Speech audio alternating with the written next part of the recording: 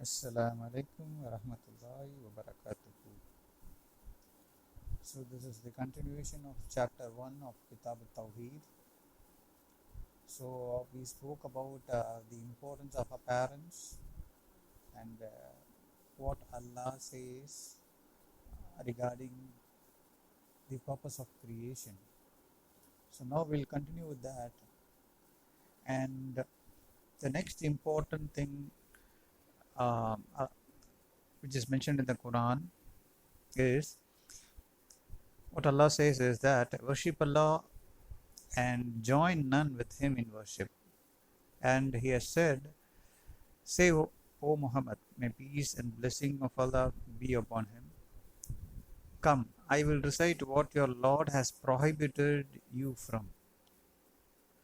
So it is very clear that Allah He Himself is guiding His messenger, and through His messenger He is guiding us. So let's see.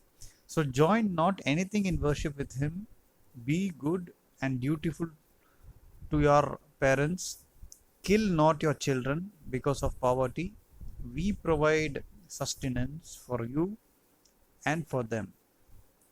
Come not near to shameful sins, illegal sexual intercourse, etc. So which are very shameful, whether committed openly or secretly. And kill not anyone whom Allah has forbidden, except for a just cause, according to Islamic law. This He has commanded you that you understand, and come not near to orphans' property, except to improve it, until he or she attains the age of full strength, and give full measure and full weight with justice. We burden not any person but that which he can bear. And whenever you give your word, that is, judge between men and give evidence, etc., say the truth, even if a near relative is concerned, and fulfill the commandment of Allah.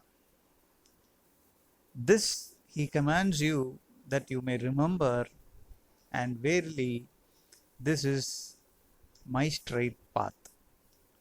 So follow it, and follow not other paths. For they all separate you away from His path. This He has ordained for you, that you may become al-muttaqun, the pious. Verse number 151 to 153 of Surah 6. So Allah has clearly mentioned everything here.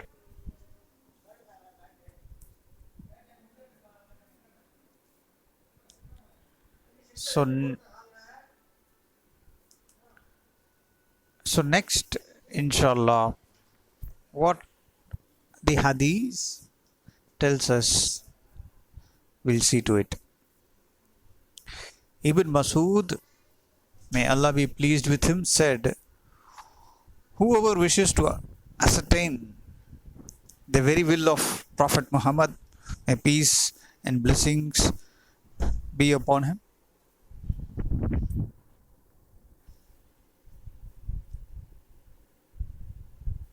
on which the Prophet has put a seal, let him read the statement of Allah. Say, O Muhammad, may peace and blessing be upon him. Come, I will recite what your Lord has prohibited you from. So the similar verse is being repeated in one of the most authentic hadith. And we'll see another hadith. It is narrated that Mu'adh bin Jabal, may Allah be pleased with him, said, I was riding behind the Prophet Muhammad sallallahu alaihi wasallam, may peace and blessing be upon him, on a donkey, and he said to me, O Mu'adh, do you know what is the right of Allah on His slaves? And what is the right of the slaves upon Allah? And Muad responded, Allah and His Messenger knows best. So Rasulullah continued and said, the right of Allah upon His slaves is to worship Him alone and never associate anything with Him.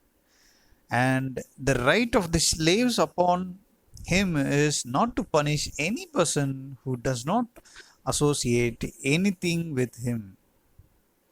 I said, O Allah's Messenger, may I not give the glad tidings to the people? So once Muad came to know about this, he was very much pleased and he was very much joyful, and he asked the permission of Rasulullah to go to the people and announce this great message. But look at what Rasulullah has replied. So he replied, no, do not inform them, lest they rely on the promise and lapse in their service to him. The above hadith is mentioned in the two Sahih books, Al-Bukhari and Muslim. So it is very clear from this hadith that if you believe in Allah, if you believe in tauhid, and if you are not doing any kind of shirk, Allah is there to forgive you and give you paradise, inshallah, if Allah wills. Now let's conclude this chapter 1 in the next video, inshallah. Jazakallahu khair.